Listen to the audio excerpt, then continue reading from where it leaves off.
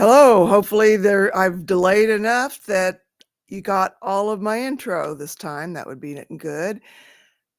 Welcome to Need Ending a Meeting. My name is Carol. I'll be your host today. We're going to be doing a reaction video, and I'm going to be opening up the room here.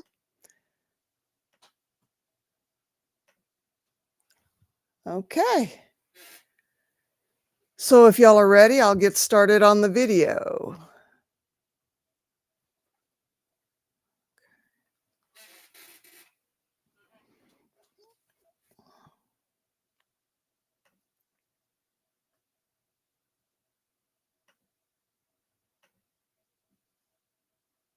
All right, here we go.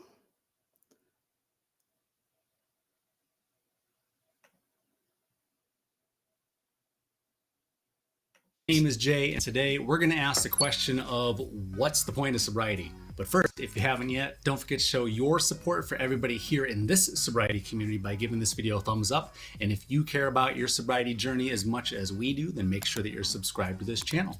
All right, let's get started. So today I'm going to answer the question of what's the point of sobriety by telling you why I wanted to quit drinking in the first place. So when I started thinking about getting sober, I was probably in my late 20s. Now, I don't know about you, but I started drinking when I turned 21. Actually, I had my first drink when I was like 19, and then I puked and I said never again. But when I went off to college and I was actually legally allowed to drink and maybe had a credit card or two at my disposal.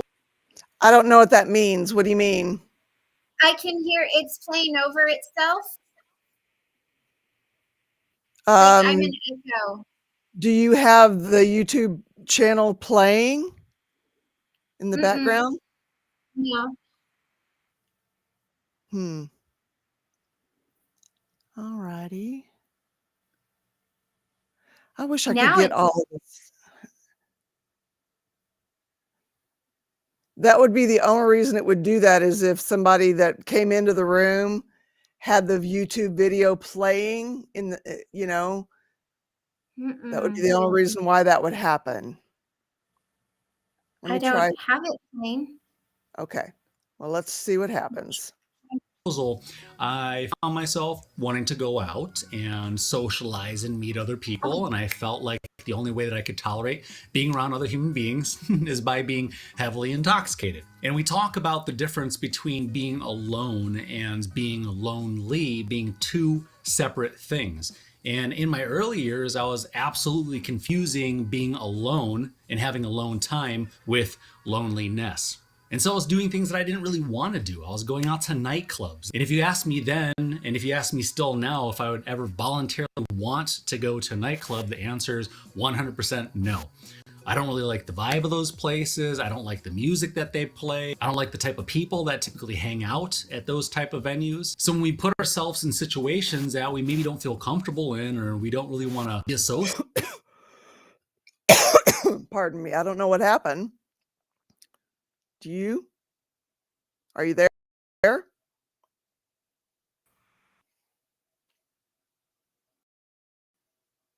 Hello?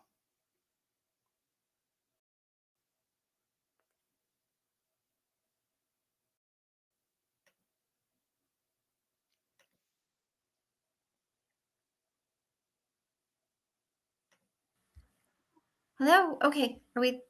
Can you see me now? Okay. I cannot hear anything if you're saying something. Okay. Yeah, now I can. Okay. Can you hear me? Am I okay now? Yeah. Yep. Maybe y'all can give us a 5 by 5. I think it's what? I think it's my end because it's You're cutting out. Okay, Cosmic Christie says she can hear, but you just cut out. Can you hear me? I can hear you, but it's echoing. Yeah. Okay. Well, do you guys care if I start over from the beginning once we get established? who's in the room and what's going on and everything good and or not good and I don't know why I have this stupid background. I have not been able to find it. I don't know why it's there. It's getting on my nerves. But it's there. Let's see. Let's see if it'll do this. If that'll do anything. Oh, man.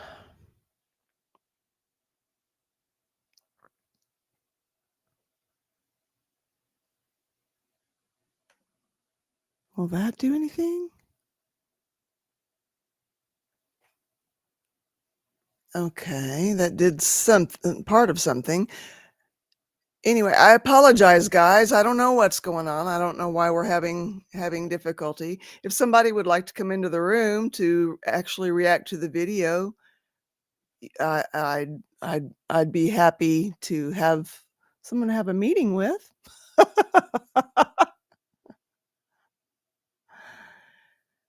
Okay, the echo is in Christie's. Okay, you can hear me.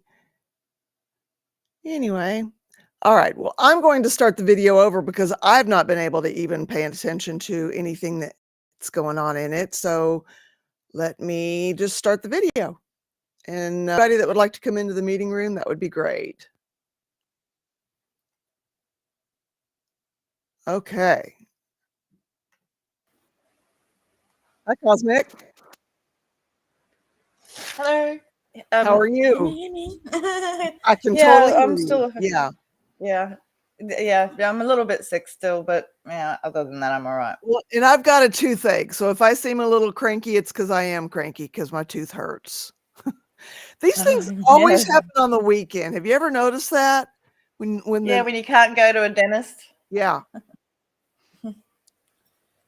All right. Now then, we good? Okay. Hello Yes. down there. Hello up there. Okay. Okay, Sorry, I great. just love that thing. I Okay. think it's because of the way I tried to come into the stream. If I try to come in through the chat, I think it does that because when I found the link in the message, it didn't do that. So I apologize. That was me. That was Okay. my fault. All right. Well, I'm starting the video over because I didn't pay attention to one thing that was happening in it. So here we go. If y'all are ready, I'll start the video. Yes, let's do Okay. it. Okay, let's do it. All right, welcome back to Getting Sober, again. My name is Jay, and today we're going to ask the question of what's the point of sobriety? But first, if you haven't yet, don't forget to show your support for everybody here in this sobriety community by giving this video a thumbs up. And if you care about your sobriety journey as much as we do, then make sure that you're subscribed to this channel. All right, let's get started. So today I'm going to answer the question of what's the point of sobriety by telling you why I wanted to quit drinking in the first place. So when I started thinking about getting sober, I was probably in my late 20s. Now, I don't know about you, but I started drinking when I turned 21. Actually, I had my first when I was like 19, and then I puked and I said never again. But when I went off to college and I was actually legally allowed to drink and maybe had a credit card or two at my disposal, I found myself wanting to go out and socialize and meet other people. And I felt like the only way that I could tolerate being around other human beings is by being heavily intoxicated. Victory! I got that background off. I just realized it was there, and then I was paying attention to the video. And now I only just realized it was gone. It was maddening. It was there the whole meeting yesterday. And then today I'm like, I've got to figure this out. You did it. Whatever you did, it worked. Yay. I just want to Oh, say that a lot yay. of what he's saying is I don't want to pause any part of it, but what he's saying is absolutely correct. Like I started drinking when I was 15, then I stopped when I turned 18 because 18 is when we're allowed in Australia. I also got pregnant. Okay. Yeah, I also got pregnant at 18, Okay. and I didn't want to be like my mother, so I didn't drink again until I was 33 or something. Oh wow. Oh, wow. Yeah. Wow. So, but this whole like getting sober again. Yeah. This will be my 4th time this year. I've been trying.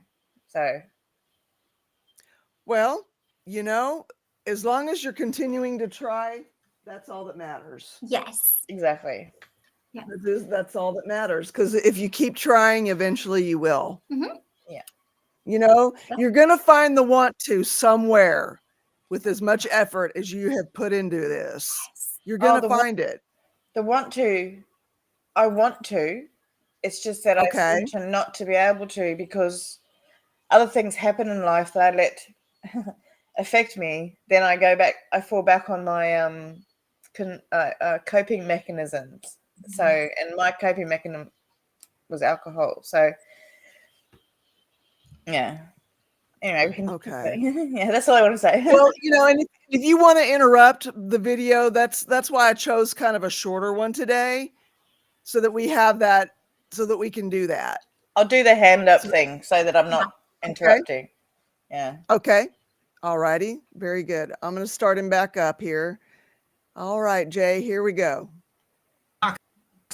And we talk about the difference between being alone and being lonely, two separate things. And in my early years, I was absolutely confusing being alone and having alone time with loneliness. And so I was doing things that I didn't really want to do. I was going out to nightclubs. And if you ask me then, and if you ask me still now, if I would ever voluntarily want to go to a nightclub, the answer is 100% no. I don't really like the vibe of those places. I don't like the music that they play. I don't like the type of people that typically hang out at those. Well, he's younger, so, you know, back in the 80s, all that stuff was probably maybe a little more fun. And the music Yeah. wasn't just this constant same thing, every song sounding like the other song. And Yeah. Yeah. Oh, I used to go clubbing in the 90s and the early 20s. Late 90s. I tried to play by the rules. Late 90s, early 20s, and I don't think it's changed much since then. Like the people are still the same. I mean, they like, you know, they prefer if you're a nice looking person, if they'll let you in the door. We call them door B words over here because they won't let you in unless they like your attitude or you look good enough. So yeah, Really? Oh, yeah, wow. no, there's security guard and there's a woman there because the woman is the one who knows what the men will like. It's all a big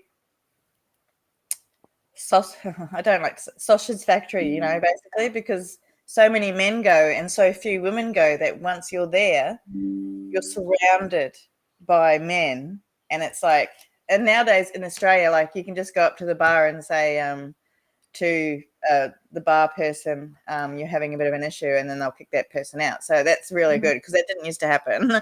They'll just follow you all around all the different nightclubs and stuff. Like, yeah, I used to be in that scene, and it's. I agree. It's. I think it must be the same over there. You know. well, yeah, you know, of course, it was a smaller town that I was doing all that stuff in. It was a little college town, but it was smaller than it is now. Yeah. And a lot of the nightclubs were live music places, you know, and then a lot of the places that weren't played decent music. They played the music that was popular at the time, which, you know, we're talking 80s music. So yay. Right. You know. Good music. See, we didn't really have any nightclubs where I grew up. It was bars, like cowboy bars and stuff like that. But I wouldn't call it a nightclub. And I think the difference. That's probably more what ours was, but Yeah. in those days you had to be a club Yeah. in order to serve liquor. It was just a weird law thing. But anyway, go ahead. I'm sorry. I interrupted you. And I was going to say, I know that the bartenders were really mindful of the women that were in there because I actually bartended at a cowboy bar for a while, and you know we were mindful of the women, but we didn't have any, like, I guess I would really call nightclubs. Even in Fort Collins, there weren't really any. It was all just bars, and everybody just kind of walked around. Now there was a lot of and there certainly wasn't that I remember anybody ever like judging how you looked. Gosh, that would give me anxiety. I know, Yeah, right? that's It was I don't know if it was terrible. the first place to do it like that, but Studio 54 is where that probably originated. Oh, yeah. Andy Yeah. Warhol. Yeah. Yeah. Yeah. Well, When I was because in they England, the need the clubs pretty would little, they would need the pick pretty and ladies to get choose the men in there and to buy the drinks. not as much in the US. Okay. Yeah. Okay. Yeah. Yeah. Huh. Wow. Yeah, All but right. it's a whole thing. It's like they need the pretty women in there to get the men in there who are the ones who buy the drinks, because it Yeah. seems to be in majoritively it's the men who I don't like doing this whole gender difference type thing, but in the large part it's the men who drink more of the beer, the top shelf, and all that sort of stuff. Because I haven't worked in a bar, but I used to help clean a bar afterwards. Uh-huh. Okay. That was terrible. And but it's like you learn the tricks. So like salt is served with tequila to make you more dehydrated, so you'll drink more. Mm-hmm. Drink So more. Mm-hmm. Okay. yeah, it's not like it's some, like, sure, it's some fun tradition, but they serve the salt with the tequila so that you'll end up needing to drink more because you're dehydrated from the salt. So it's just like, I always tell people, like, because tequila was my thing. It's not anymore. Yeah. I say, if you're gonna do it with a lemon, and don't do it with a salt, because that's just their ploy to get you to buy more alcohol. Mostly we did we served a lot of nasty shots. But the thing was, I mean, they hired me right away because I didn't drink. So they knew that they didn't have to worry about me. And there was a trick that they taught me about. Oh, hey! Hi, Tommy. Glad to see you're back. Oh, Johnny. Hey. We're doing a reaction video today. We're watching somebody else's sobriety take on things, and yeah, no worries. Yeah. Thank you for stopping Keep by. popping in. Yeah. But there were definitely a lot of tricks that I learned about things. But yeah, it was Like the Coyote Ugly trick of, like, you get a shot and that's not a real thing. So the It's bar not? that no, the bar I worked at, this is what we did. So what we would do if somebody wanted to buy us a shot is, you kind of argued with them a little bit at first. So it seemed like, you weren't quite so willing to do it, And but what we would do is we would say, okay, we want a kamikaze, because a kamikaze shot is made with pineapple juice, and it's not a shot glass, it's served in that next bigger glass size. So we would pour the pineapple juice in there, and then put we'd make it behind the bar. I don't want to trigger anybody. We'd make it behind the bar and then pour the pineapple juice in it, because it looked like it. So then we would charge you for the shot, which at the time was like $6.50 plus the tip, and we kept both. And all we were doing all night long was drinking pineapple juice. And everybody thought that, we were just throwing him back. That's why we never did any shots like that, because if you did it like that, now I'm not saying that's not how they did it, but if you did it like that, you still have alcohol on your breath. So if as you're leaving the bar, even as an employee, you've got it on your breath, and then that's a whole liability issue. So that's why we weren't ever allowed to do that. Now, I'm not saying other bars don't do that. I'm not saying Coyote Ugly didn't do that. I'm just saying that's what we were taught, was to do that. We always did those bigger shots because it was more money for us, but we could fake it a lot better. It makes so much more sense, because, like, even if you're just like having it in your mouth, you're still imbibing some of it in some way. You can't get rid of it. Some of it's getting in the bloodstream, sure. Yeah. So we just did all of those, like really expensive, bigger shots, and nobody ever caught on to it. And the guys were like, "Oh man, you can drink." And I'm like, "I know, I'm a ranch girl." But really I was just drinking juice all night, But but that there is also something that kept me drinking for a while, because it was my party trick. Oh yeah. Yeah. Because I was the one at the parties who was the first on the dance floor, the first to start the drinks, the first to start the party, because like I'm just like I can't handle us all sitting around here quiet. But it was my party trick, you know, and it's just Oh. but but it was like, but I learned how to I guess make smaller shots, so that my party trick I didn't have to keep continuing all night, because everyone would be like, watch Christy down some tequila. She doesn't even make a face. I'm like, that doesn't mean it's a good thing. I think we're kind of bordering on war story territory. Yeah, I don't Yes. What's that other word? Yeah. What's that other word? What is it? Yeah, I know what you're Nostalgia. saying. Neg raving. Yeah. Yeah, neg raving. I think we're bordering on that. Yeah. Yeah. So sorry about that, but it's just like That's okay. there's no pride in it. It's not like I'm proud about it at all. No. It's just being good. It's just being aware is all. Yeah. Anyway, moving on. Those type of venues, some ourselves in situations that we maybe don't feel comfortable in, or we don't really want to be associated with. It's easy to find ourselves intoxicated to maybe feel like we fit in a little bit better, or maybe to drink enough so that we stop caring about how much we don't think that we fit in. We're all just figuring it out, right? And depending on how you were raised, what kind of community you come from, maybe you had a religious background, maybe you didn't. Maybe you had both parents, maybe you didn't. Maybe you grew up in an upper class neighborhood, maybe you didn't. We all come from different walks of life, and at the end of the day, we all relate to each other because we all have feelings. And either we have better coping mechanisms for handling how we feel and how we adapt to stress, or we don't.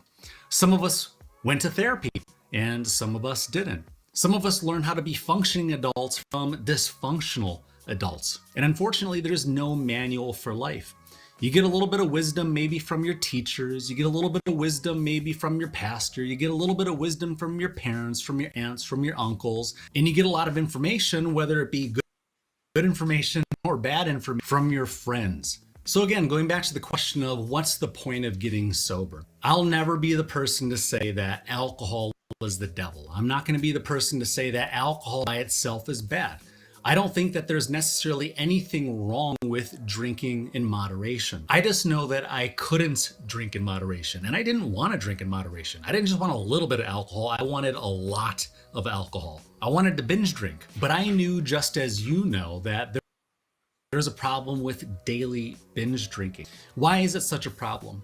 Because when we have problems in our life, when we have emotional problems, we have stresses, when we have traumas, when we have leftover childhood traumas that we never really got resolved, or maybe we didn't go to therapy, we keep a lot of things locked inside. We keep a lot of things bottled up. And then we end up carrying that baggage into our adulthood, into our 20s, into our 30s, into our 40s, or even later. In one of our last videos, we said that it's never too late to start your sobriety journey. We get comments from people starting their sobriety journeys in their 60s, in their 70s, or maybe even in their 80s. It's never too late to start being the best version of you. And that is one of the reasons why I wanted to get sober. I recognized that my life was starting to plateau.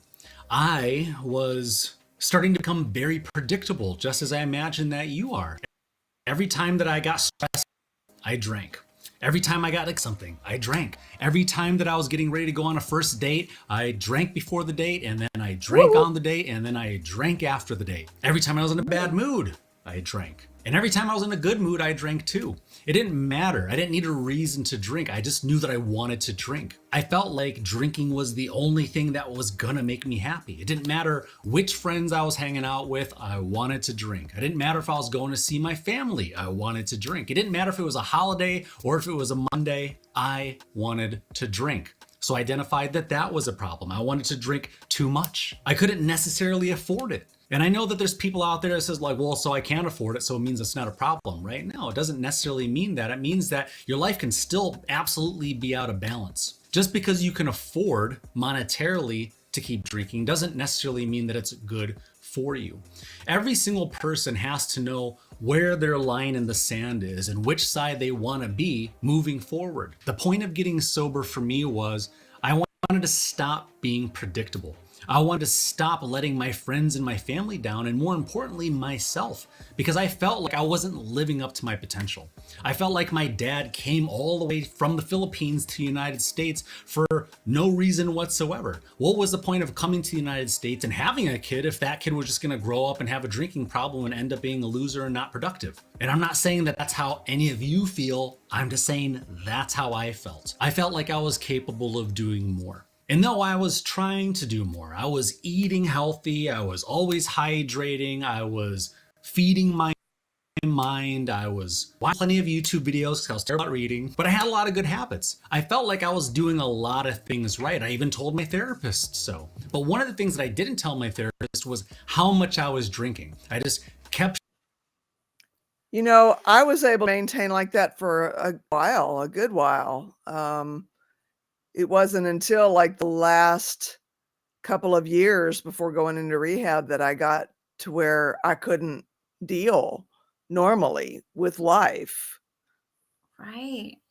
I was going So, to say, I thought it was interesting how he said his life had balance in some ways.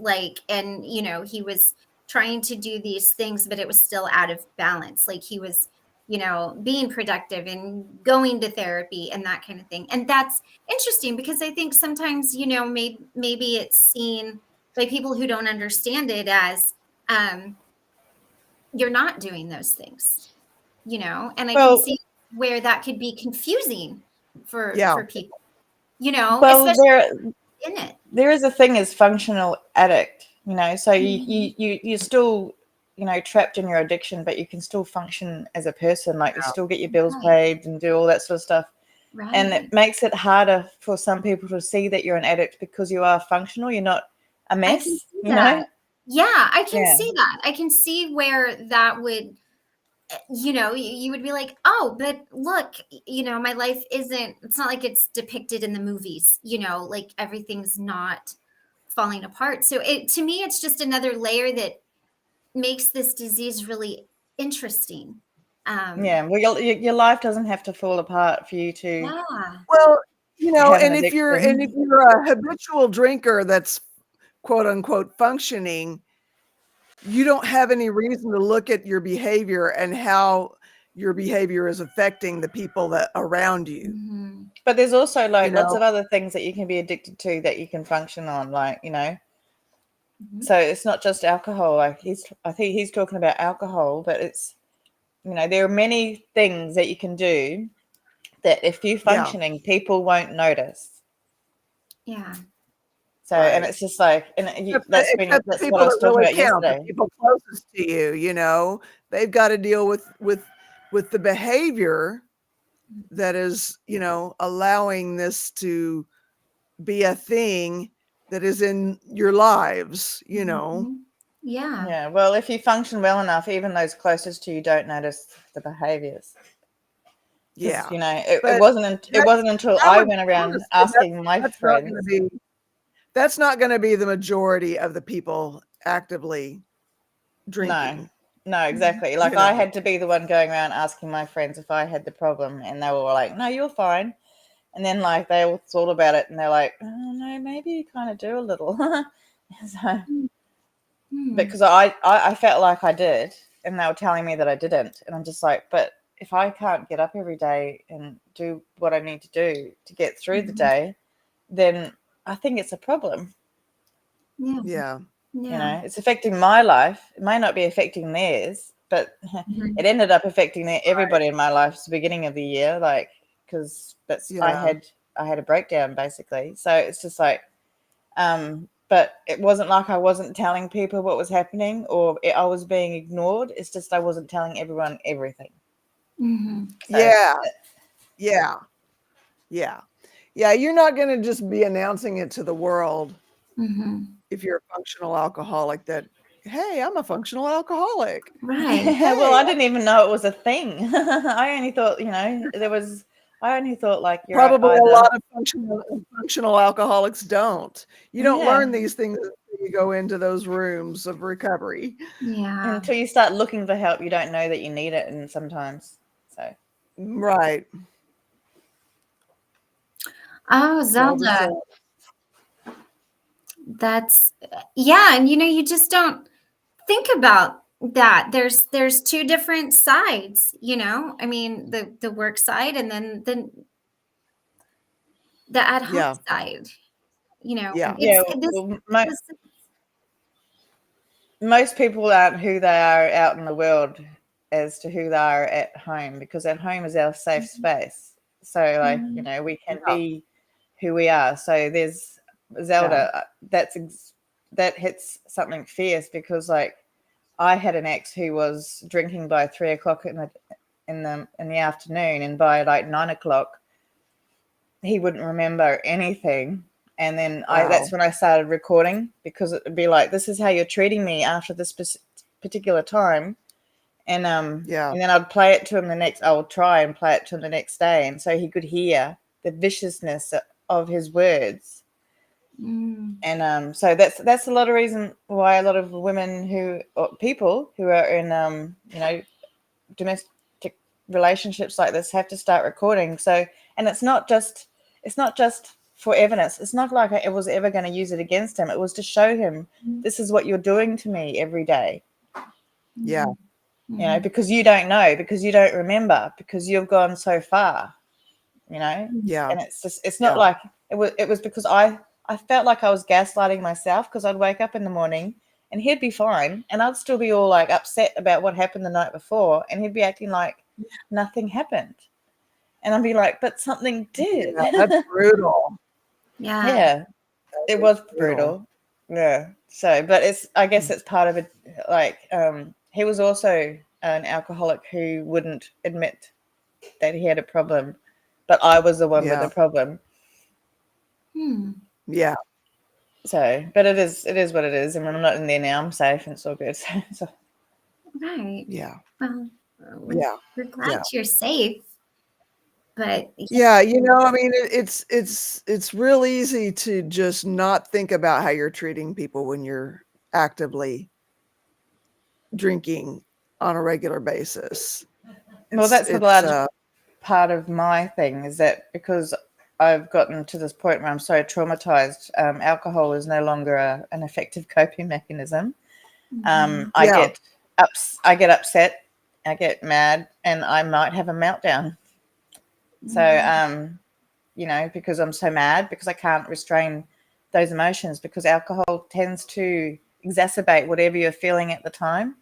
Yeah. So if you're feeling upset and you drink, then you're going to be more upset later on when you're more imbibed, or it just exacerbates whatever you're going through. It doesn't help. It just makes things worse. Yeah. Right. Yeah. Right. So it just makes the feeling stronger, I guess. But yeah. Yeah. Maybe so. Yeah. That's true. Kept showing up to therapy and saying, there's something wrong with me.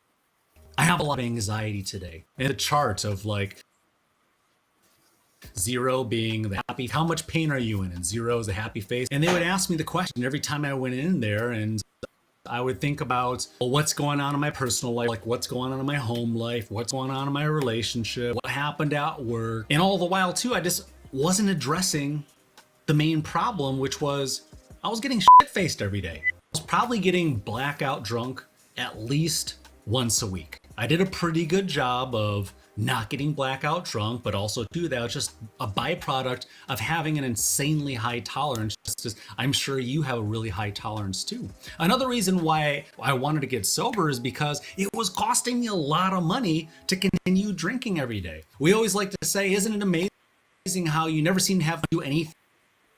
So when I'm watching the video on my computer, it's the timing's fine, but is there a lag in in the playback as you guys are seeing it?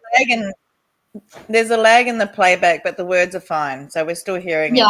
I'm still hearing it fine. Okay. All righty. Yeah. Okay.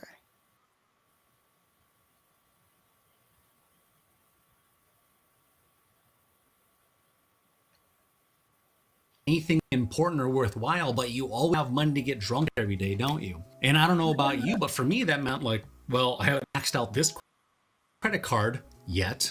I still have room on this card, so my bar tab might only be 20 or 30 or 40 bucks, and maybe there's still $200 or $300 left on this credit card. So I know I'll pay it off eventually, but I know I don't have to pay it off right now. So it's not my problem today. That's future me's problem. And I kept doing that over and over again. It's all these times, all these predictable behaviors. There's all these ways that I was kind of getting disgusted with myself. I felt like I was letting everybody down.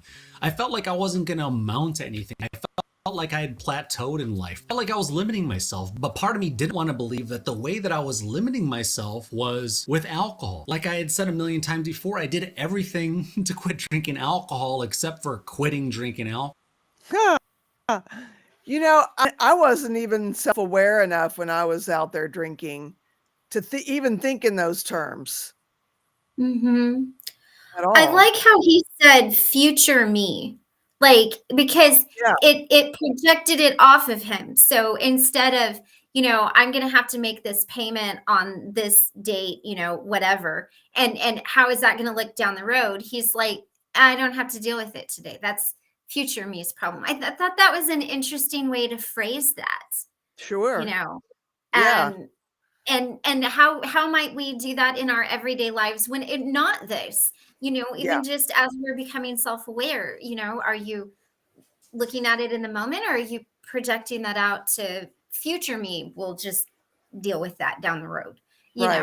Well, Right. one of the aspects of smart recovery is playing it forward. So like when you make a decision, play it forward and see, like, just imagine what the outcome's going to be if you take that decision or make that decision. And, for me, I'll do all of them. So, but for some people, it's just like, you just need to, okay, so if you've been 3 weeks without drinking and you've had a bad day today, play it forward as to what might happen if you decide to use it as your coping mechanism. It may be a lapse, it may be a relapse. And so you just, and that's part of like, future me's problem. So, but future me is me. So it's going to be my problem tomorrow. I'm still going to wake up with the same problem. But I used to do that. I'd be like, that's a Christy tomorrow problem. That's something that I actually did when I moved back to Northwest Arkansas, which is where I did pretty much all of my addiction stuff. When I moved back here, I would have this compulsion to go hit a bar, or go hit the liquor store like I used to. And so I would project into the future of, where I was going to get the drink, whether it be a bar or a liquor store, which liquor store. And, and I would allow the movie to play of what would happen, until things would get murky like they did when I would drink. And, and then next thing you know, I wake up and I'm in a ditch. And so I went through that whole scenario in my mind, not having to actually go through the scenario. Yeah. And that worked it's a really helpful good technique. while. Huh? Yeah, it's a really helpful technique. It's just and it works for many things in life. Like any decision you might need to make, play it forward and see what the outcome might be. And I'm just thinking in a very healthy, balanced way. If I spend this money, or I think that's a very healthy, balanced way as you have maybe gotten to a good point in your sobriety, and then you're just to continue. Like, I think it's a good tool for your toolbox. There you go. That's the word I'm looking for. Like, I think it's a nice thing to think about. Yeah. I'm going to open up the meeting room. Anybody that needs a meeting, wants to talk. Has anyone heard Either from put it Steve? to a chat. What's that? No, not today. I haven't today. So hopefully somebody has heard from Steve today. I this morning I hit the ground running and didn't stop running until it was time to do the meeting. Time to set it up. And then once I set it up, it's tomorrow's problem. That's familiar. Yeah. Anyway, so that was a coping mechanism that actually worked, a good bit. I mean, here I am, 29 years, 8 months, and a few days away from 9 months. alcohol. I'd cut back on other bad habits. I was already in therapy. I was exercising. I was trying to eat I was doing my box breathing, 4 seconds in, hold it for 4 seconds out, wait 4 seconds. I was doing all of the things that I was supposed to do to help improve my mental health, except for stop poisoning myself every day. Part of it too was I was looking in the mirror every day just like you are, and I started to not really like how I was looking. I didn't like what I saw when I looked in the mirror. I didn't like what I saw when I took my shirt off. After I got sober, I found out that alcohol actually inhibits your protein synthesis, which ends up affecting your ability to build proper muscle. And on top of it taking me more to get drunk, sometimes I wasn't even getting drunk. I was just getting the hangover. Ooh, alcohol, just like any other happened to me substance that we too. can abuse, hits the hardest in the beginning. Nothing is ever going to compare to that first drink that we have. And then slowly Right. but surely, it gets worse and worse and worse and worse. And our anxiety Yeah. increases, and our depression increases, and our problems increase, Yep. and our weight increases, and the wrinkles in our skin increase, and our physical health gets worse. So again, when we ask the question of what's the point of getting sober, it's all of that. And I'm sure that you relate to all that. I'm sure that you're sick and tired of being sick and tired. I'm sure that you're sick and tired of waking up and feeling hungover.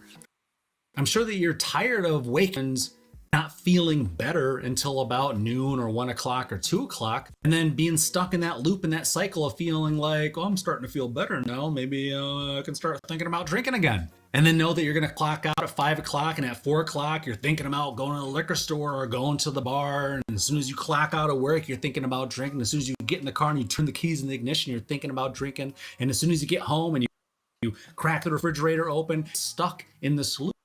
But it's conditioning. We did that to ourselves. Yeah. I know what it feels like because I did that to myself, just like you did that to yourself. But at some point, we have to break the generational cycle and break those generational traumas. And all those bad habits that we were conditioned to in the past isn't necessarily anybody's fault, but it is our responsibility to break those chains and to start making progress slowly but surely. And to start gaining confidence and start looking in the mirror and liking who you're seeing, and start doing more positive things for yourself that you can be proud of when you lay your head down at night. And then you say to yourself, I feel like I earned my sleep today. How many of you honestly ask yourself that question? I know that maybe not a lot of people do that, but I feel like, and I believe that all of us ask ourselves that at the end of the night. Did I earn my sleep? If you can answer yes, did I earn my sleep today? Then you'll know that your future self and your current self are on the same team and you're both looking out for one another. So again, the point of sobriety is to be more dependable, to be more reliable, to be more trustworthy, to stop creating new problems and start solving all the old ones that you've left in the wake of destruction through your drinking career. I know that you want to be a better version of yourself. I know that maybe you want to feel younger, look younger, feel happier, be less stressed, less anxious, less depressed. And maybe too, you want to lower your blood pressure. Maybe you want to get off a medication, or maybe even to try to attempt to get off all the medications. Now, this isn't a promise, but these are the things that we've seen in this community. Almost everybody that gets sober at least 30 days later report that their blood pressure. A lot of people report having their gastrointestinal issues going away. Myself, I had acute pancreatitis. I had pain in my left side all the time. And now 3 years later, I feel much better. And I can't say that that's because of sobriety. And I don't ever say anything is just because of sobriety. But what is sobriety? Sobriety is self-improvement. And when we start on our self-improvement journey, we're not going to just get sober and then sit there and cross our arms and see the benefits. So where are they? Yeah. You still have to go to work, right? You still have to brush your teeth. You still have to pack your lunch, go to the grocery store, get your car washed. We still have to be responsible for ourselves, but we're going to be also introducing small incremental changes along with our sobriety. We're going to be giving sobriety new healthy exercise, like maybe eating healthy, like maybe eating organic, like maybe feeding our mind with brand new information by maybe listening to some book on tape by maybe watching some more YouTube videos just like this one. So what's the point of sobriety? It's all about self-improvement. And for me personally, I already had a bunch of good habits. Like maybe you relate to that. Comment down below if you have a bunch of really good habits. Maybe you're just trying to figure. I think that some of my impatience with some of the traditional, more recovery programs where I felt like I was being judged, Mhm. I realized at some point, isn't it just about quitting drinking and getting better? Yeah. You Yeah. know? At the end of Well, the and day, anytime you throw Yeah, what's I that? agree. And anytime you throw judgment into there, it especially in an unhealthy way, it makes it very difficult, Yeah.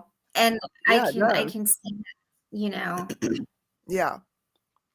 And so whether we're supposed to do this or we're supposed to do that or we're supposed to do the other, like they do say in those rooms, Mhm. and of AA, I'm just going to say it. Mhm. At the end of the day, the only thing that's required is a desire to stop drinking. They forget Yeah. that, I think. Mhm. I really do. I really feel like, there's a whole bunch of supposed tos being thrown in there. And at the end of the day, it's about let's stop drinking and get better. Just Mhm. get better. It's a sickness. So let's get better. Let's get better at being a human being, you know? Yeah. Yeah. I so totally agree as far as AA. I actually found the NA meetings a lot more less judgy because there's people in there with Yeah. a whole range of different Yeah, but there's different what I found addictions, was a lot of but it's war still the stories. same system. Yeah. Yeah, it's I still the found a same lot of system. war stories in NA, and yeah, didn't help me Yeah, want to it's stay clean. well for me because I wasn't addicted to anything that was like narcotic or anything. It was a difference in like seeing that it's addiction is addiction, doesn't matter what you're addicted to, and it does have this Yeah. thing that controls you. And I still didn't quite like because the NA is still the same layout as AA. There's just a different Yeah. set of people there. Yeah. There's people who've gone and hit rock bottom and all that sort of stuff, and that's why they're there. But for me, sometimes, yeah, it was the war stories, and I'm sorry that I got into close to a war story earlier, but it's like it's the war stories that were harmful. It's like it's trauma dumping in a way where you don't ask. Like this is kind of we kind of do the same here in a similar way, but we're participating all together. It's an agreement Yeah. that we can talk about certain things without I Yeah. suppose going too far. But it's Yeah. not dumping, it's helping. You know what I mean? Like we get help Yes. from each other. Yeah. I mean, we do have to talk about it. That's why we're here. We have a thing that is something we have to deal with. Mhm. Yeah. You And know? like just holding it back is something that harms people. Like holding things in is harmful for That's right. everyone, regardless of what it is. Yeah. Sometimes we just need to go out in the backyard and have a scream. I can't because my neighbors will be all like mad at me, Yeah. but scream into a pillow. Sometimes we just need to let it out. Yeah. We can't hold everything in us, because if we hold on all this anger and all that sort of stuff, all it does is harm ourselves, because the people that we're angry about, they don't care. Yeah, they've gone on with their life. They have no idea that there's Yeah. even an issue. Exactly. So they've moved on, and here I am still holding on to this anger, and it's all it does in the end is harm me. And I feel like anger is I don't think it's like I don't agree with that. There's something like how anger comes before love. I heard that somewhere today. I'm not sure where I heard it. It might have been on an Andrew Gold post about like a video about how anger comes before love. And I don't think that's actually true. I mean, how can you be I think it's the other way around myself. Yeah, like like if you don't nobody care can about make someone, you can't be if you don't angry. care. If you don't Yeah. care, they can't make you angry. I don't know Okay. that I agree with that either, because I look at the people that I love. I wasn't angry at them before I loved them. I No, mean, and Yeah. the thing is, even the people who've hurt me now, I don't even hold any hate towards them, because I know that that's only painful towards myself. Like, that person's out there walking around, probably going to the beach, having a nice day. They don't know I'm all Yeah. upset about what they've done to me. They don't care. So it's up to me to move forward. Yeah. And I will never say get over it, because I feel like that's 3 words that is really harmful to say to someone, is get over it. But say Yeah. you can move forward through this, or learn to manage is better, because sometimes there are certain things in life you just can't get over, you know. Yeah. Yeah, you have to work through it somehow. Yeah. Yeah. Lord Kiss Freak says, Christy, choosing to stop is a choice that has to be made every day. I absolutely agree, and I am struggling with that every day at the moment. But I go know to it. the I doctor know tomorrow. it. Yeah. So, and I go see my doctor tomorrow. I start the detox stuff again. I can do it. I know I can do it. I've done it. I just have to keep strong through it, and not let other people's what do you call it? What other people Thoughtlessness? do. Well, Yeah. I can't even think what other people do to me. Like, I have no choice, but how I react is up to me. Yes. Yes. So, you know, Yes. so I need to learn how to change my reactions to whatever is, I feel like, an upsetting situation or whatever, so that I don't feel like I need to turn to my coping mechanism, you know, like, and that's a Right. choice. Like I said, like, it was a choice to start it in the first place. It's a choice to stop. Yeah. And as Lord Kiss Freak says, it's a choice to make sure I keep doing it every day. Yeah. Choose to stop. You know, I'm wondering, Christy, if there's something that we can come up with brainstorming wise to help bring you joy outside of drinking. You Well, I know? have a little buddy in the house, and she brings me joy. So she comes here every couple of weeks, and I always try and make sure I keep things a little calmer when she's around, because she doesn't need to see, you know, this.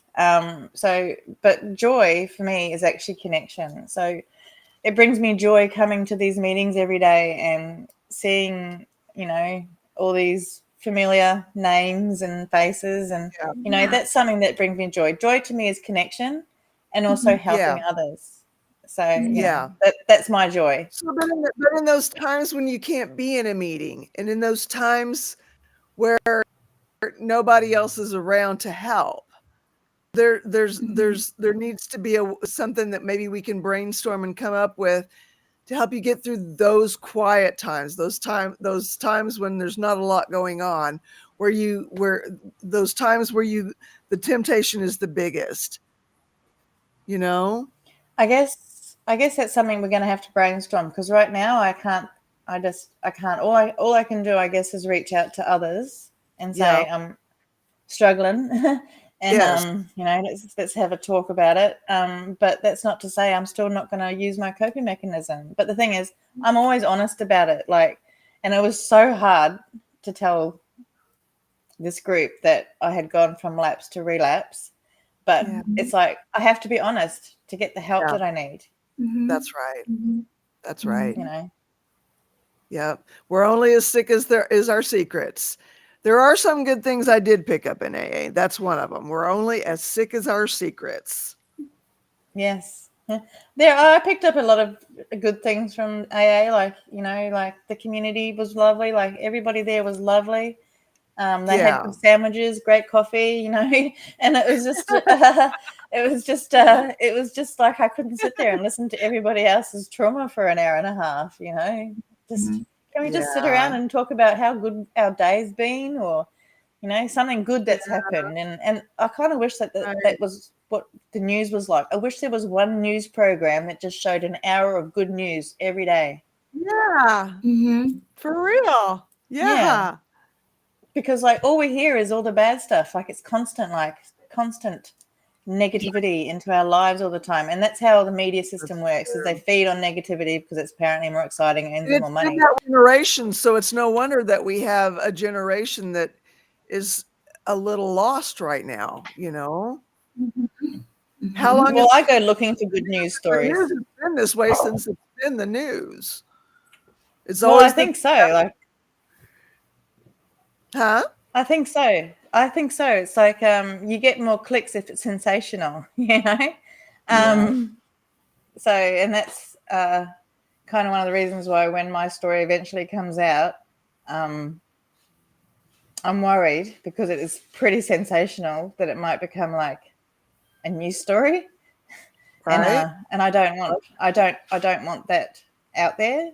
But it's just Right? like, in the end, for me Okay. to talk about it, I need to have the ability to talk about it, Yeah. because if I don't talk about it, that person might do the same thing to somebody else, and then I'm just letting Yes.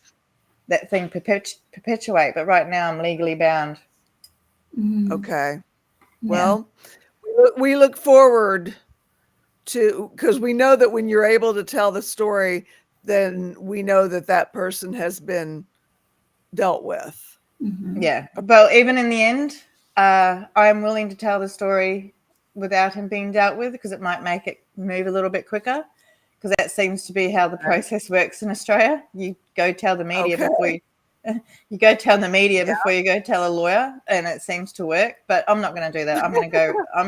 I'm going to go the right way around, and go through legal processes first, because I'm not putting myself through that hell.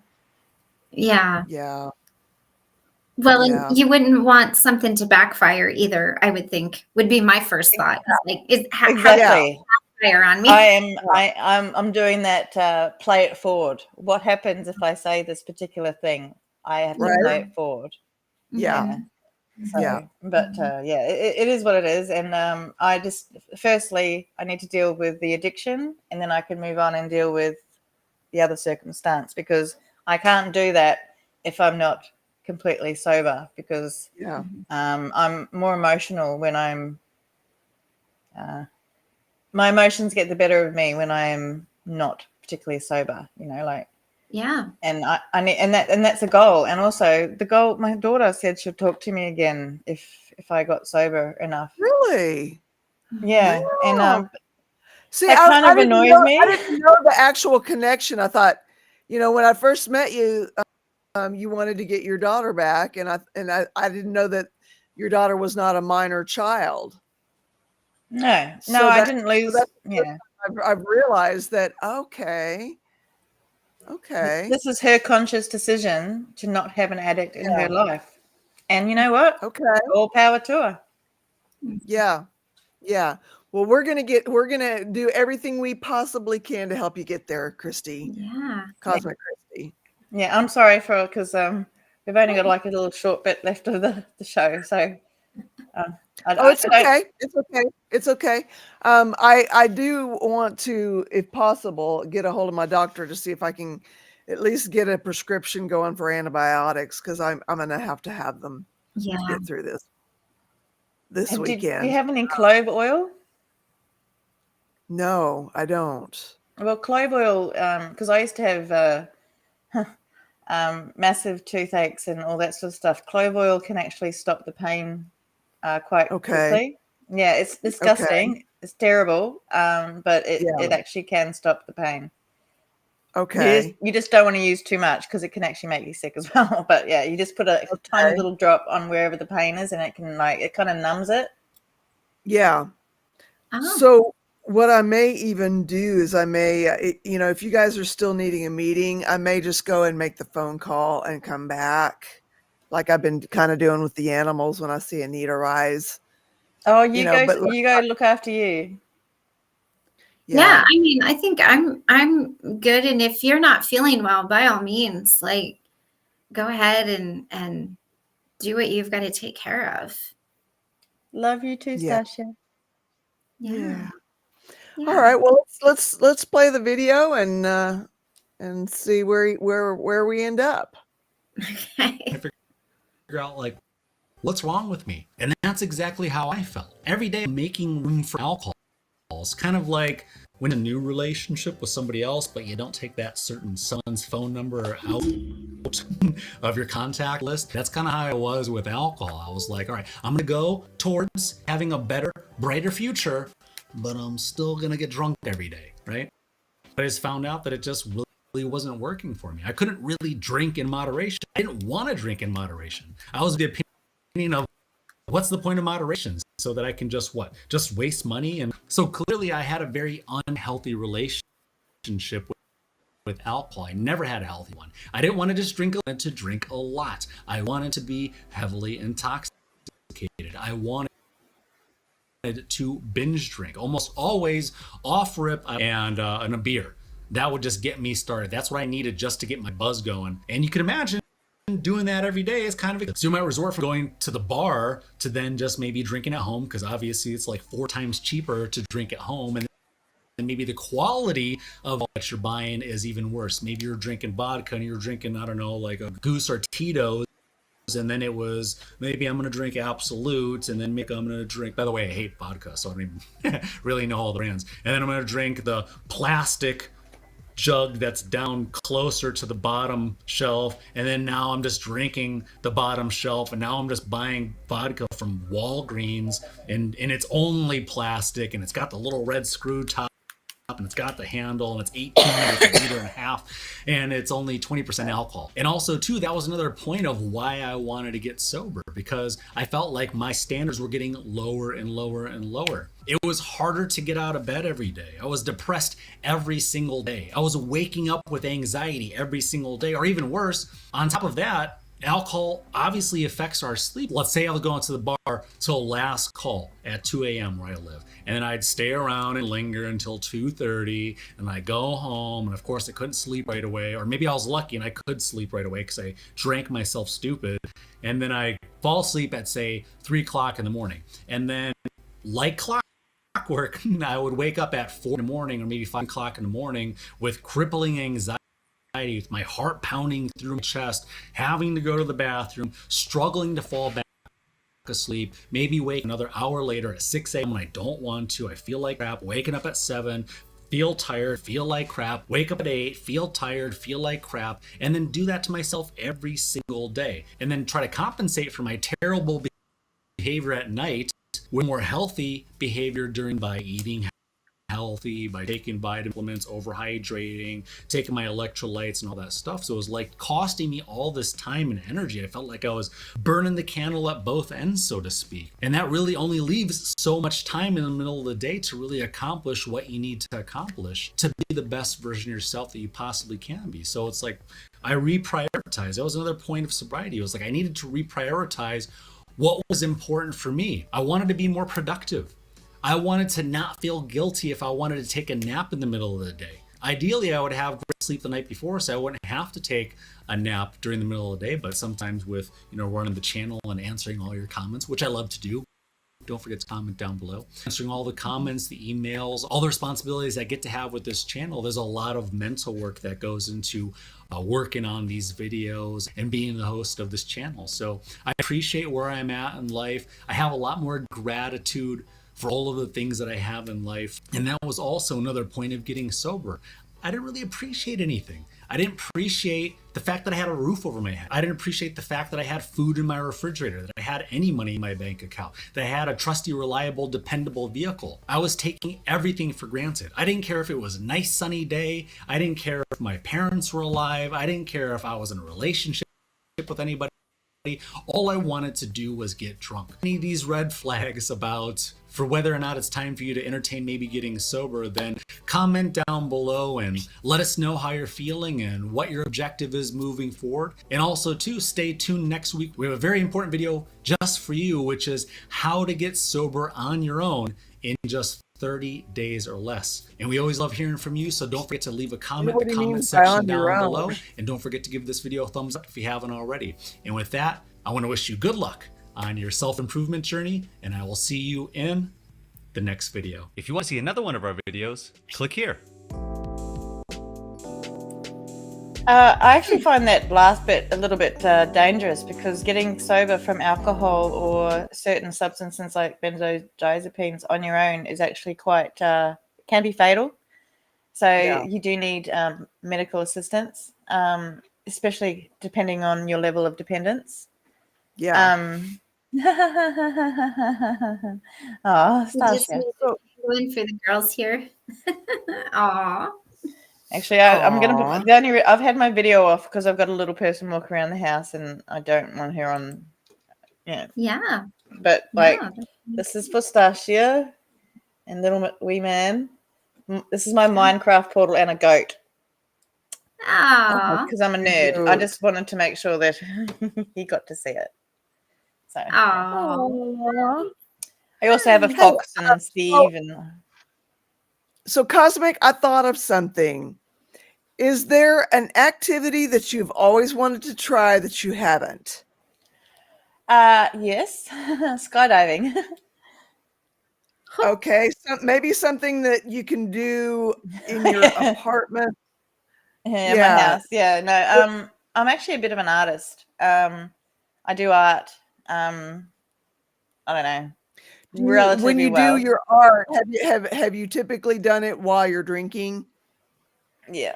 So Does your art tend to need does your art tend to need lubrication, in other words? well, I have some. There's been times where I've had to have, like, a shower wine, because like I can't handle being in the shower for however long to have a shower. So I have the wine in the shower. Like, and like as he that I can't remember his name, but as he was saying, like, you eventually decrease the quality so that you can keep up the quantity. And that made so much sense, because like, I never used to drink wine. It was always spirits, and now it's wine because it's cheaper and I can afford it. And Yeah. yeah, so like that whole thing is just like, oh, nether portal, yes. Yeah. But it's just like, it made so much sense, and it's kind of how I think most addictions end up working. Like, I think even with things that are, I don't know, I don't know, it's all chemical. Yeah. Just say like with a cocaine or heroin or any of that sort of addiction, you end up decreasing your lifestyle so that you can afford your addiction. So there's many Yeah. things I've missed out on so that I can So afford to drink. name one thing that you've missed out on in that way. So I have sorry if this is a trigger. I have an eating disorder, so I would rather drink than eat. Okay. Yeah, because I it's a stupid thing in my brain, but I still know that I'm getting the basic sugars and all that sort of stuff, and all that stuff that you need in your life to survive. But it's absolutely empty calories. It's absolutely, so there's no There's calories, but no there's it puts the weight there's on nothing. still, Yeah. There's nothing that your body can derive from alcohol that is nutritious, that has No, any nutritional value whatsoever. no, it all Not just trace turns to sugar. anything. Yeah, Yeah. it all just turns to sugar. So name another thing that you have missed out on because the booze took the precedent financially and in other ways. Well, to be honest, I have to say I'm actually pretty good financially as far as making sure that my household can run. So Yeah. my household and myself haven't missed out financially, but there's activities that Okay. I can't do. Like, I can't leave the house because I've had a drink at before a certain time, and so I can't go see my friends, or I can't go to the shop and do shopping. A part of that's agoraphobia. I have a little bit of agoraphobia because of trauma, but it's like but there's the things I miss out on are more experiential rather than financial. Like, I miss out on Okay. experiences rather than, I have everything I need. Like, I have everything I need. It's just that I feel like I've missed out on a lot of life. I've missed out on the last 2 years of my daughter's life. So I feel like that's bigger than anything financial. Yeah. Yeah. That's Yeah. true. Sorry. That's No, you're fine. Yeah. It's okay. So and like she had every right to make that decision. Like, you know, and Mhm. there's a whole big story around it. It wasn't just me. It was a Yeah. history of family violence from her towards me due to her neurodivergency, and Mm-hmm. so it's just I missed out on a lot of life. So I felt like I Mhm. was making up for it. Like I wasn't allowed to do this before. Now I can do it. You know, like. Yeah. But so for me, like drinking is like it's like a fu to the world. You know, the world has done the world has done this to me, and this is the only way I can Yeah. get through to it. And Yeah. it's like, but it's me doing. So maybe it's time to do it so that all that alcohol has robbed you of. Maybe it's time to do an FU to that. Well, exactly, you know, and that's why tomorrow is my begin again day. Okay. Zelda, most of my friends don't drink. um, yeah, but they've also like my son said he'll stop drinking when I stop. I said that's not necessary. I mean, it's a good idea just for his own, you know, personal health. Yeah. But you know, my problems are nobody else's; they're mine. So you know, I should be able to be around a society that alcohol is abundant in, and not feel like it's their fault that I'm making the choice to put it down my throat. Like they're not growing me any alcohol; I'm doing it to myself. Yeah. You know, Yeah. and that's something I recognize often. Like you know, every time I take a drink, I'm like, this is me doing it to myself. Yeah. And what he says about like you know how it ages you and how it does stuff, you know, like I look 10 years older than what I did beginning of the year. So and Wow. yeah, it's I just wonder if, I use my creative side to process my emotions, and it's not even really intentionally. Um, what if you tried to, and this is just a thought and maybe it won't work, but what if you tried to put into your art some form of how, like, create a painting or a book or something like that represents those experiences that you've lost? Like, what would they have looked like to you? Like, it doesn't have to be dark and, like, I'm not talking Edgar Allan Poe here. Like, you could make it really beautiful. he's one of my favorites. Yes, Michael loves him too. I know a lot of people who do. But I mean, but what if okay, so if you went back, maybe you could do something where it's either like you created that experience for yourself and you made it really beautiful with like pinks and flowers and fairies, and I'm not a gamer, I don't know, Minecrafts and goats and whatever that is, or do you blow it up? Do you create like this scene where you blow, maybe instead of looking at the alcohol as a catalyst, as a way to get started, look at it as, okay, you caused me to miss out on this, so this is how I envisioned it. You know what I mean? Like, is that making sense? And it doesn't even have to be good to you. Just Yeah. getting it out there, putting pen to paper, so to speak. I Yeah. journal a lot. My journaling is mostly No, I like mean like putting paint to brush. yeah. Right.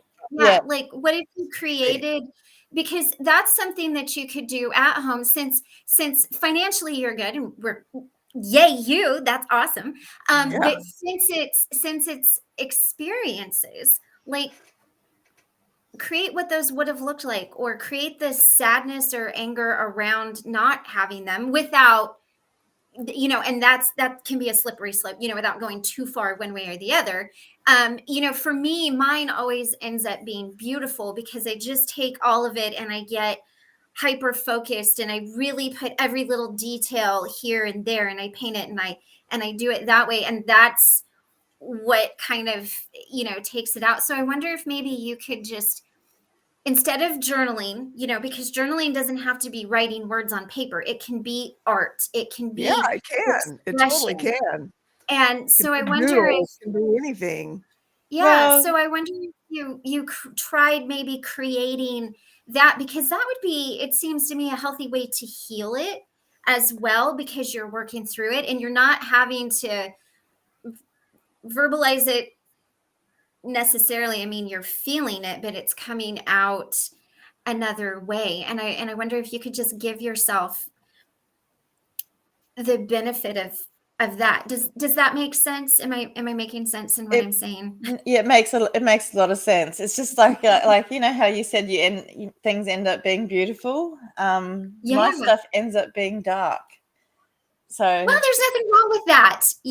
There's nothing wrong with that at all. And all that sort of stuff. But it's just like but it kind of feels like once I start putting it out there, when does it stop? Like I need to stop.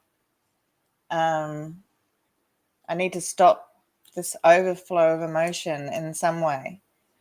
Or do you need to? Because like if you're emotions are something that we don't necessarily have the luxury of being able to stop or control. I mean, we can refocus, but maybe this might be a time to learn how to feel those emotions and deal with them as Christy. I guess that's my problem, is that someone was talking yesterday about this mask. I think it was Misha. We have a mask, and because I've grown up autistic and undiagnosed, like I've had this mask on constantly, and I put a new one on for every new person that comes in front of me. Like, they see whatever they need to see, because that's how I deal with, that's how I manage things. And so now when I take away the mask of alcohol, I have to find out who I actually am. And I'm not sure I'm going to be particularly, well, no, to be honest, I'm not a terrible person. You're not. You are delightful to be around. You really are. Yeah. So but it feels like once I take off the mask, then I have to start dealing with the emotions, and they're so strong. Yeah. Yeah. Are you afraid of what is under your mask when you really look at it? Is this like a what's that guy's name? Gray. Oh, Dorian Gray. Yes. Is this a Dorian Gray thing where you're like, really, you don't want to see that? No, I just don't want to feel it. You don't want to feel it. Okay. Yeah, because it's been like my whole life, and I just don't want to feel it, like, because it's too intense, and I don't handle strong emotions very well. Like normally I'm a very chill, make a joke about everything sort of thing person. But once this comes out, I don't know what it's going to be like. It might be like a volcano, because that's what happens in the world. The volcano erupts because it can no longer keep it in. Right. Or a pressure cooker, I guess, is another version of cooking it, Yeah. So I feel like I'm a pressure cooker, and I've kept everything in so much that once it comes out, I don't know what damage it's going to do to myself or anybody else. So that's me playing it forward, but it's also me knowing that I can't keep using this substance to maintain the volcano, because if I do, maybe the world will explode. Right. So it's did you say that you had I'm sorry, did you say that you had OCD as well? I have I've got all the letters. I collect them. I've got to catch them all like Pokemon. I've got OCD, CPTSD, PTSD, ADHD.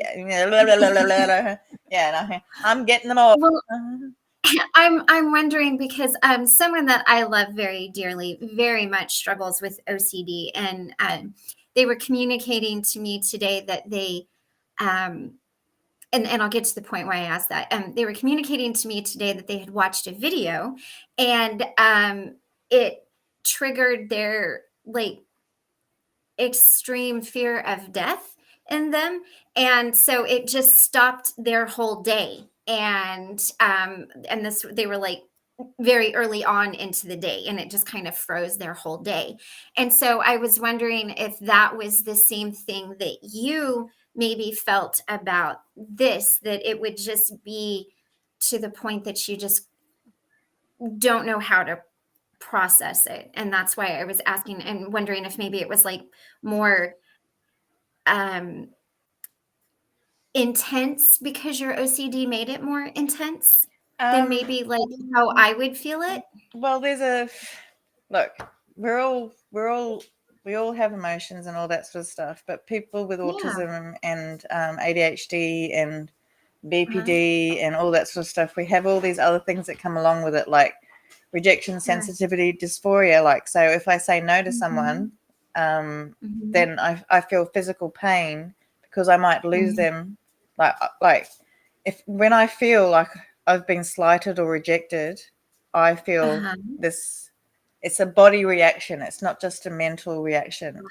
I see. It's like a Okay. So dysphoria. you feel it.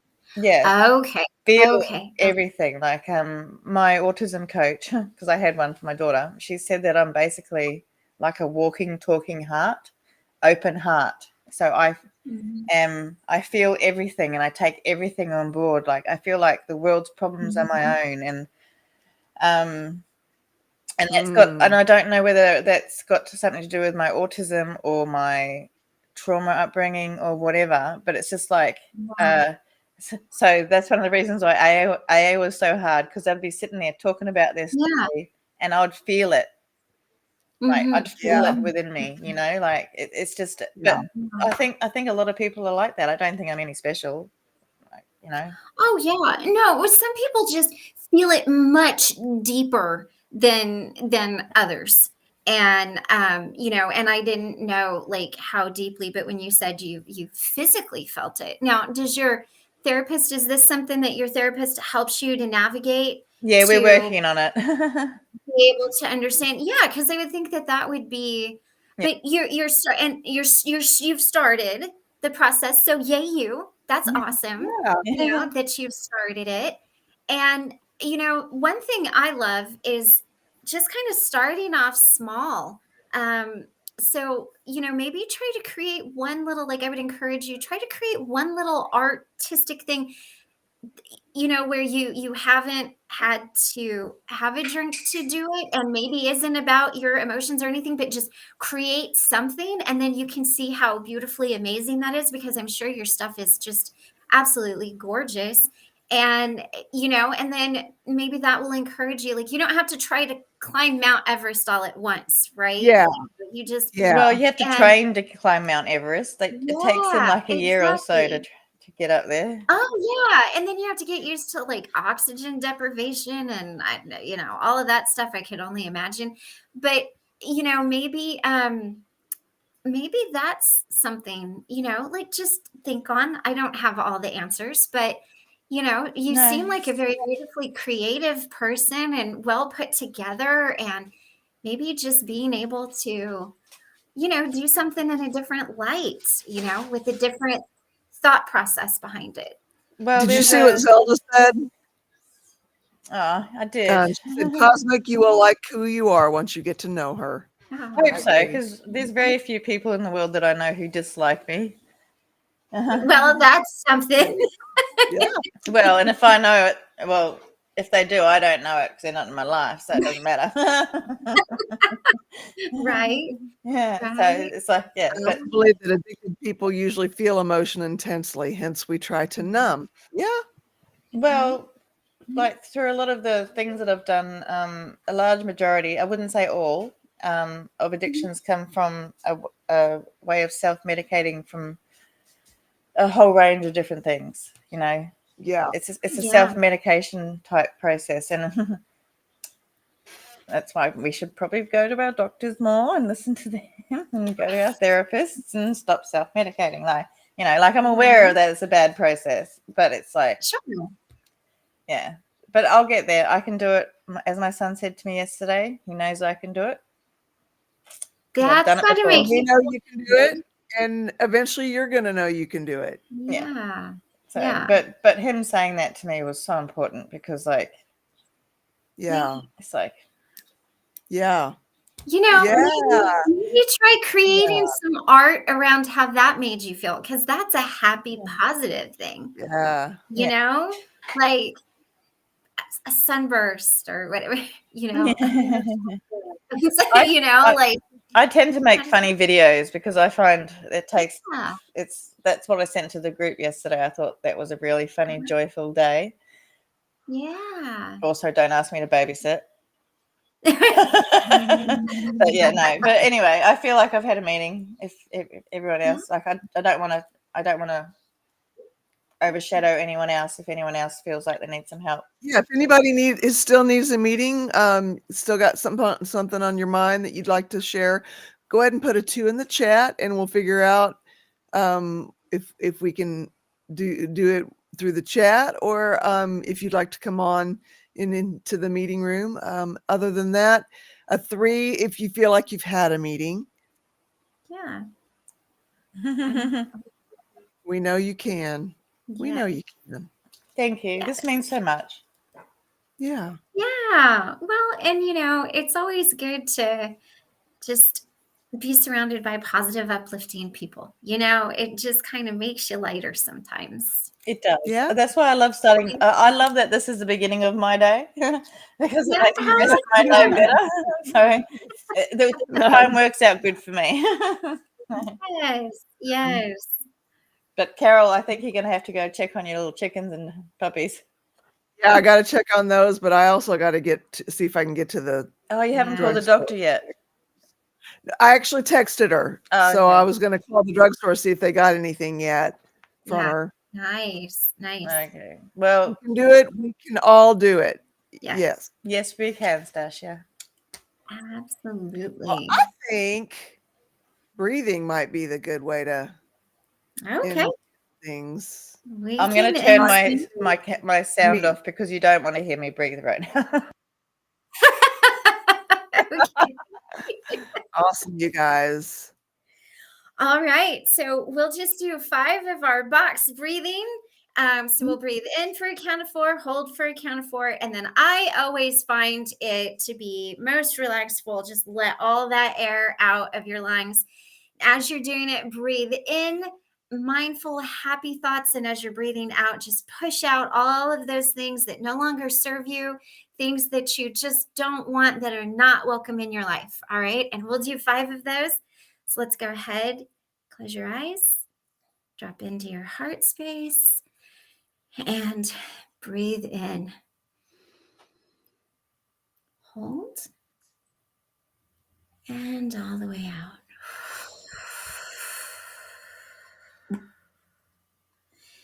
And in. Hold all of that love in your heart. And out with all the negativity. In.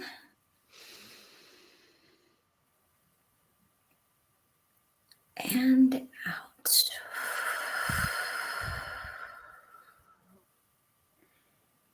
In. Hold. And all the way out. Last one. Let's make it real good. Breathe in. Hold all of that happiness and joy and love and compassion. And out with all the negativity and stress.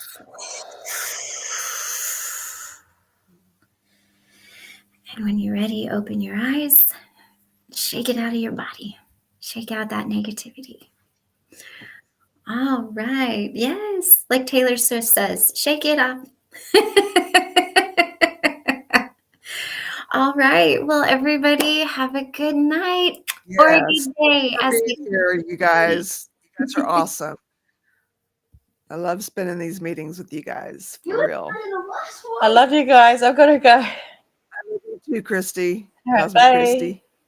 Bye. Peace, y'all. See you next time.